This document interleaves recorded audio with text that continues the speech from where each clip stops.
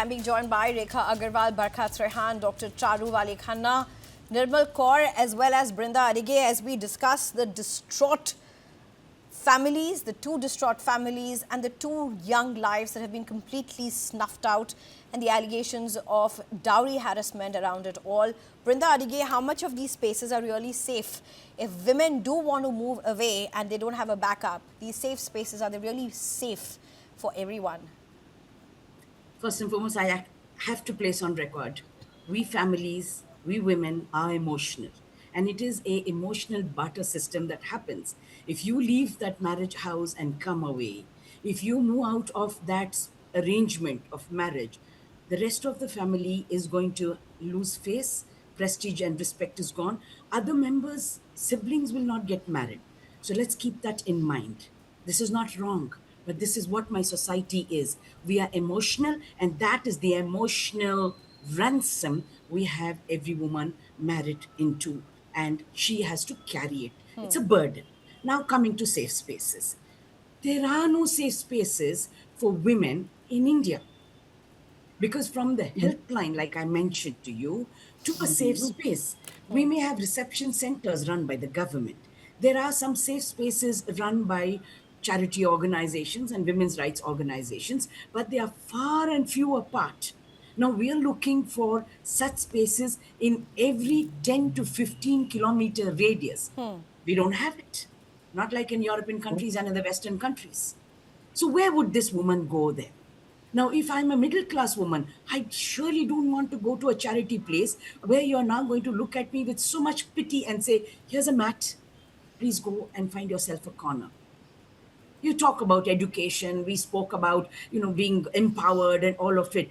I also want to be treated to have that physical space which is clean, which is safe, which is neat, and I feel that I am welcome there and I'm spoken to with a lot of kindness and empathy. And we don't have something like that somewhere in our heads, and in the budgetary allocations that our state governments and the union governments make, we give a pittance.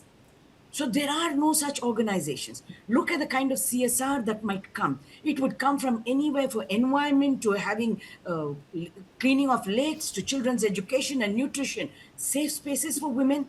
Okay, that's so small. It's a small number. You really want us to put in money over there? So no safe spaces. A. B.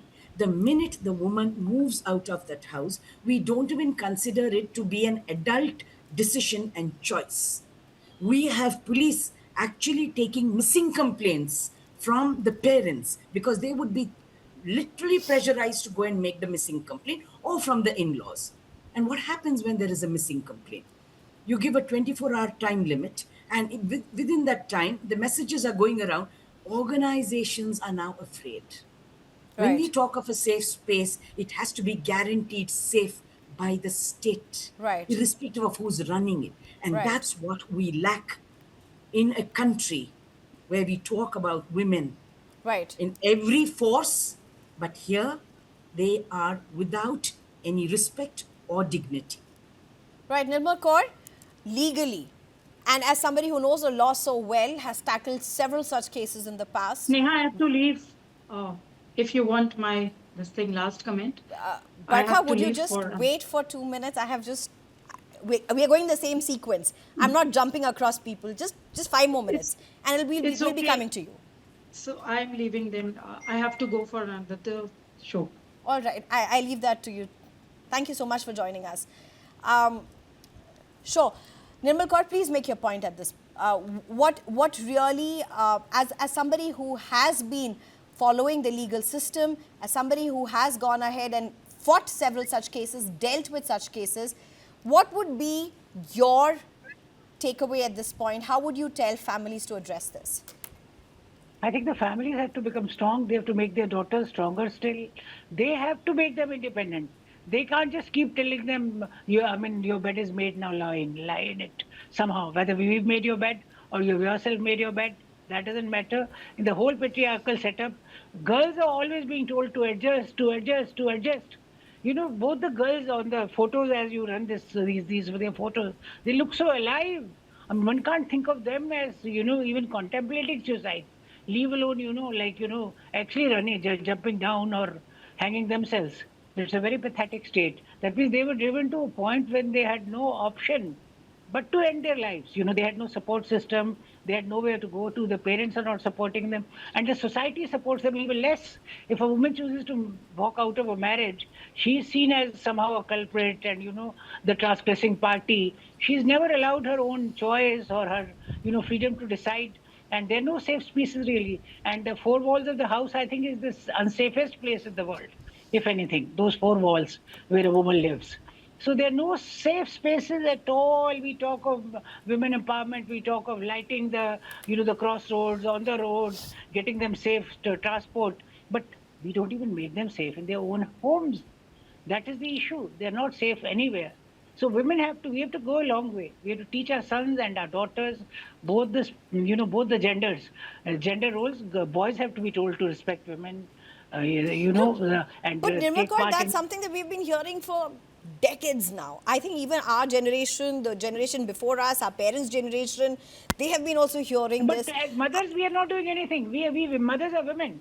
As a mother, what am I doing? Why am I bringing up my son to be still a lord of the house and teaching housework and sewing and all these feminine traits to my? Why are we not changing? We women are not changing. We mothers are not changing. As mothers, we have to teach our sons. That is not happening. That is not happening. We are very happy if a son is born and we want to give him all the qualities of a true, patriarchal setup. We bring him up like that.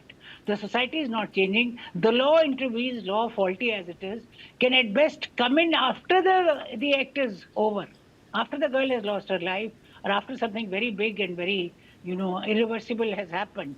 But before that, it's the society, the surroundings that don't take at all. And powerful samarth ko nahi goes decide. You see, there's those Tulsidas said that the people who are powerful can never be blamed. Here, the mother-in-law is a judge, or and why should, in the first place, we be buying peace for our daughters by giving some more money? They want FD, they want 21 lakhs, they want 1 lakh. We say, okay, 51 le lo, 21 le lo, okay, Fortuner le lo, Scorpio le lo. In the first place, such offers should be outright rejected. If my girl's happiness is going to depend on what kind of car I can afford, or how much money can I give, or any financial consideration, where financial consideration is the primary motive, it is not a happy situation. It is not a family situation. It is not a situation of affection and love. And that brings me to the question of property rights for women. We are still a long, long way from enforcing property rights of girls, though legally it has been there for Hindu Succession Act 1955. Now girl is a co-partner for decades now. The moment she is conceived, same as a boy, but still girls Right. are not getting their property rights. So dowry question is also related. The other side of coin is your property rights of girls, which the society is not addressing as a whole. Still, it is considered a stigma, something very undesirable. If a girl claims a share in her father's property, it is not desirable in many communities. I think in almost all the communities in the north. I don't know about the other communities. It is just not desirable. They are somehow treated that it is something very wrong to do, and we have to change. As society, we are not changing at all. We are not changing at all. I know, but I think both Charu as well as Brinda Adhikar, both of them want to say something in response to what you are saying. So very quickly, maybe a 30 seconds, a minute to both of you. Go ahead. Ms. Charu first. Charu? All right, Ms. I just Bandika want Adhikar, to go say ahead. that marriage counseling should be essential before the marriage. That's one solution.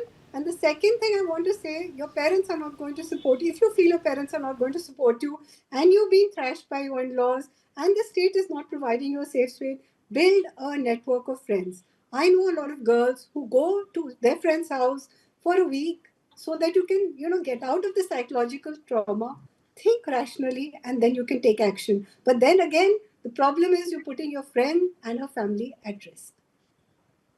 Right. We need solutions, not gyan that this should And be done. one it's also a very difficult proposition because you in your head know that if you're going over to your friend's family who's also married and taking care of Absolutely. things, and it's going to be inconvenient, and you would want to stay back and you will get them involved in, and there's going to be ugliness in there. So that whole of that conversation is as well there. Brinda Adhikar, very quickly. Yeah, I completely agree with you, Sneha. The first thing that we need to address is Women are not responsible. Don't place the burden for me to bring up my son in this manner or daughter in that manner. What about everything else? Look at our textbooks. Look at what they talk about dowry as a social evil. It's a crime. It's not a social evil. Look at all the films, sorry, but all the social media, the TV serials constantly reiterating dowry system. And that is the job of my state. A. B, I think it is time for my state to step up and say that this is a menace. This crime is continuing because the impunity that is there in the probably the girl's family, also the boy's family, and the boy.